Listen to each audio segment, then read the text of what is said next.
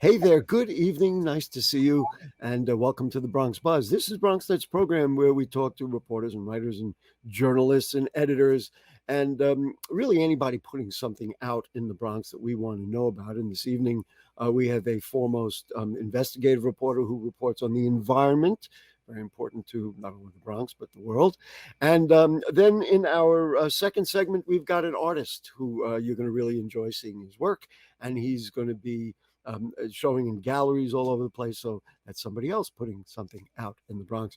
But let's get started and let's go to our buddies at City Limits and say hello to Mariana Simones, who is a Brazilian investigative journalist covering climate and the environment for City Limits.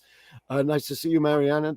How are you? You good? Hi, good. Thanks so much for that lovely introduction. Well, that's fine. You are who you are. Um, let's just start with, and I mentioned to you just before the show, with a favorite topic of mine, and that is composting. In our kitchen at the end of the evening, there are food scraps, and I always hated throwing them in the garbage. And last night, every Sunday night is when I bring them down. And now the brown bins, are in my lobby often.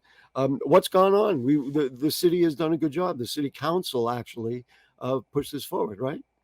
So, yeah, the city council has been fighting for over a decade now to get a mandatory program going, and they're calling this the zero waste legislative package. So, the important thing to note, which I think not many folks know, is that it's not just composting. What they're doing is expanding the pickup of food based waste citywide and requiring that all residential buildings participate by the fall of 2024. So, what this means is that they're going to start diverting food waste away from landfills, and they're going to be reused instead for environmentally friendly purposes like composting, for example, but also to do other things like producing alternative forms of electricity. How innovative is this nationwide or worldwide?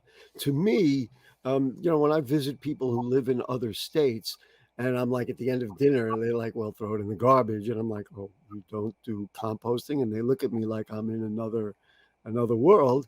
Is New York another world, and is this really innovative, or are we now catching up to what other innovative cities or places have already done? Well, I don't know how many other states have similar composting programs, but I do know that within New York, this is groundbreaking. And the Groundbreaking in New York State, and you want to stay there. Okay. state, yeah, and I want to say, well, because I just don't know enough about the Right. other states, I but get it. I do want to say is that the reason it's groundbreaking is that they've been pushing for something like this for a decade, and the difference is that before it was voluntary, right? So people could Right. do it if they wanted to, they would give you a bin. Now I it's know, and let me just add, it was once a week, right? I mean, we had it like they would put it out Friday and take it away Sunday, and then you couldn't do anything. But now the bins are out there all the time. right, exactly. It's going to become mandatory. And also, that kind of opens up a whole new can of worms because it's like, okay, it's going to be mandatory from now on. So now we have to educate, the entire city on how to do this properly so that it does work, you Yeah, know? I happened to open the bin in my building, and I saw somebody had thrown like a plastic Dunkin' Donuts cup in there. That's Right. probably the one thing you shouldn't throw in there. One of the things I read in the literature, which was very interesting, is that if you have like wax paper, it said the food wrap might also be able to be put in there. I thought that was kind of interesting and innovative as well. Yeah. Uh, have I brought up something you weren't aware of, or do I have it wrong? Aware of that. No, no, Oh, that's well, whatever. I read it. Maybe I'm wrong, folks. She's the journalist. I'm the talk show host. We'll go from there. But we've never served more than 40% of the city, and so the education piece is probably a very, very big thing. right. And you know what? You're talking about the rules and you're not sure. I mean, none of us are sure yet. Oh, I think yeah, what's gonna good happen point. Yeah, that what's going to happen is they're still going to sort of come up with this plan. Right now, we just passed the legislation, so we're in that moment of like, okay, it's now in part of the law. Now, how do we make it work? What does it mean? What are the rules? And I think that's still yet to be decided. I very much like you saying that because unwittingly we stepped into one of the issues, and that is here I am somebody who's interested in it, and would participate in it, but there's still some gray areas, and that, of course, has to be cleared up at some point. Okay, other things to talk about. Let's talk about Indian Point, and people like me who've been around a little while say, "Oh yeah, what is going on up there?" So You wrote that they're dumping radioactive water still into the Hudson River. That doesn't sound like a good idea to me. it's very controversial, that's for sure. People are very upset up there. The environmental community is actually been fighting this, and today's an important day because the activists are actually holding a rally to demand that Governor Hochul sign legislation that has passed to stop the dumping of radioactive agents into the Hudson River. And so far, Governor Hochul has been just silent on the issue. Uh-huh. Yeah. There are always corporate forces, boy, pulling and pulling, and people like her, and I'm sympathetic to it, but uh, so let's see, the plant was shut down in 2021, right? I mean, Yeah. that so and just you mentioned Governor Hochul, but the company was transferred to Holtec International, which was doing the decommissioning, which was going to cost which was all in your work, $2.5 billion, and they're allowed to discharge water from spent fuels and other parts of the plant into the river as part of that decommissioning. That that sounds like a bad contract. Whoever wrote that.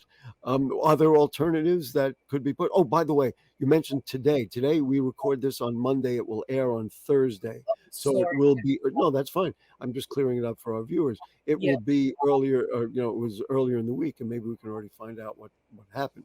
But go ahead. I'm sorry. Just Well, about the whole creation of it. this is like such a long history that Indian Point has, and it's Yeah. very confusing. And there's a lot of information, but maybe what I can summarize it for everyone, because the gist is that this plant, it got shut down, and then what do you do with all of the parts, all of the pieces that are in there, the waste, the nuclear waste that's inside this facility, and that's what they're trying to figure out now. So what essentially happened is they have these pools that are extremely radioactive. And apparently, Indian Point has been discharging some of the water that's been in these pools for over 60 years. And they're 60 claiming, years. yeah, and they're claiming, it's fine. We've done it in the past. Why can't we do it again? And everybody is upset because they're like, well, first of all, we didn't know that you were doing that. A lot of people in the community didn't know. And second, there's this whole aspect of like, now you're going to dump the entire contents of these pools, which have been sitting at Indian Point for over 40 years. And you know what's just crazy about it? It was decommissioned so it would no longer harm the environment, and it was to some cost to ratepayers and everybody else, because this state had to find new ways of creating power, and as I understand, it cost people a couple of dollars. Right. So you did all that, and you still. But there are alternatives. There are other ways to get rid of this stuff. Right, right. So there are other ways to get rid of this stuff. You can bury it in the desert. You can transport it over to the desert and do Right. that. There's some worry with that because if while it's being transported, if there's a leak, it could harm the environment. So that's a worry that people have, that environmentalists have. So the other option, which is what a lot of the groups at Indian Point are fighting for, is to just keep it stored there in the location until it sort of loses its radioactivity, which can take. So it could be done, but of course it's cheaper. And listen, let's just get rid of it, throw it out the back window. Right. I mean, I remember being on a cruise ship many, many, many years ago, and they were just throwing away garbage into the ocean, and I was like, this is probably not a good idea.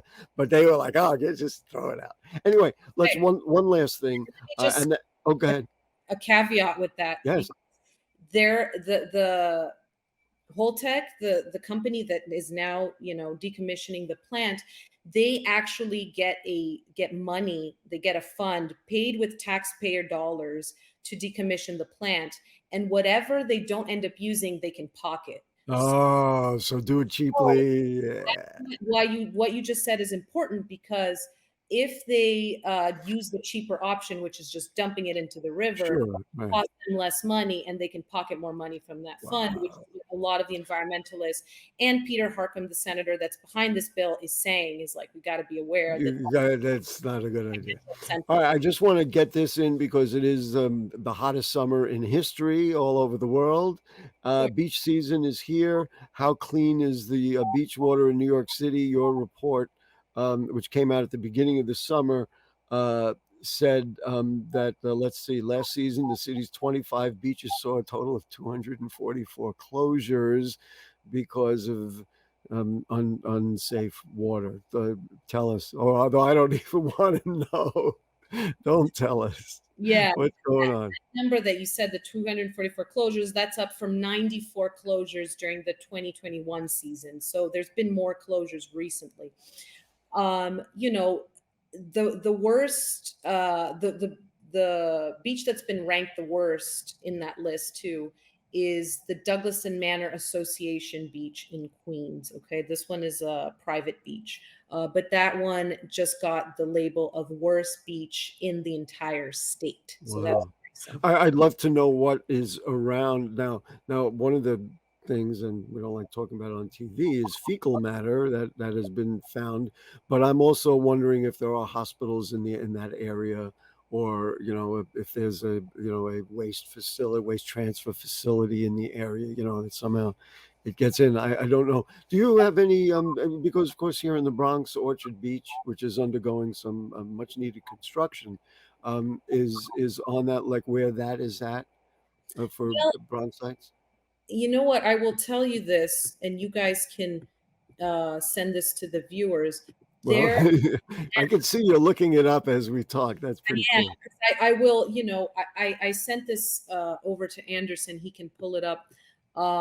There is a map in the investigation we did that actually pinpoints all the 25 beaches. And you can actually click on Orchard Beach and look Okay, up what the water quality was for got that. it. I have it right here. All So right, actually, Orchard Beach isn't so bad. So that's good. there's been zero closures due to water quality, and 13.33% of the samples that were done in the city's report last year went above the safety limit. Right. So that's 13%. It's not so bad. Okay. Listen, we do got to run. Mariana, we could do 40 minutes with you or 2 hours with you because there's plenty to talk about. Certainly, we've only scratched the surface, but you are just absolutely wonderful. And so, Mariana Simones, the Brazilian investigative journalist covering climate and environment for City Limits. Wow, lots to do. We'll have you back. Thanks for joining us this evening. Thank you so much for having me. Great. All right, we're going to take a short break, folks, and then when we come back, it'll be an artist, David Dixon. Don't go away.